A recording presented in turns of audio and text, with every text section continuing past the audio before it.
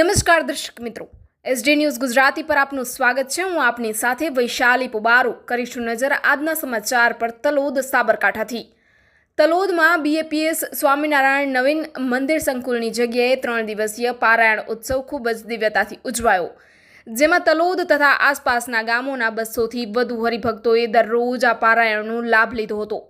પારાયણના પ્રથમ 2 દિવસે તલોદ મંડળના વક્તા કાર્યકરોએ કથા વાર્તાનો ખૂબ જ સુંદર લાભ આપ્યો હતો તથા પારાયણના 3જા દિવસે તલોદ ક્ષેત્રમાં વિચરણ કરતા સંતો પૂજ્ય આનંદ યોગી સ્વામી તથા પૂજ્ય વેદાંત મુનિ સ્વામી કથા વાર્તાનો લાભ આપવા પધાર્યા હતા।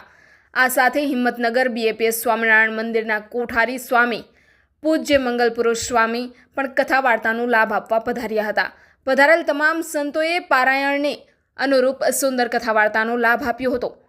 પારાયણની પ્રસાદીના યજમાન પરમ ભગવતીય દીપકભાઈ શામળભાઈ પ્રજાપતિ તથા આર્યન જયેશકુમાર પટેલ હતા, જેમણે ઉનાળાની સિઝનને અનુરૂપ આઈસ્ક્રીમ તથા લચ્છીની પ્રસાદીની સેવા આપી હતી। આ 3 દિવસીય પારાયણ નિમિત્તે તલોદ મંડળના તમામ કાર્યકર્તાઓએ આવી ઉનાળાની કારમી ગરમીમાં ખૂબ જ જહેમત ઉઠાવી આ પારાયણ ઉત્સવને સફળ બનાવ્યો હતો।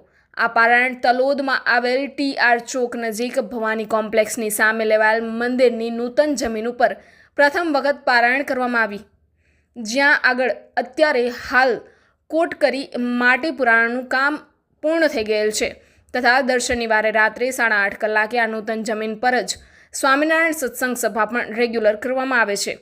તો આવી દિવ્ય સત્સંગ સભાનો લાભ લેવા તલોદ તથા તલોદની આસપાસના તમામ ગામના હરિભક્તોને નમ્ર વિનંતી આ તલોદ બીએપીએસ સત્સંગ મંડળ દ્વારા કરવામાં આવી હતી।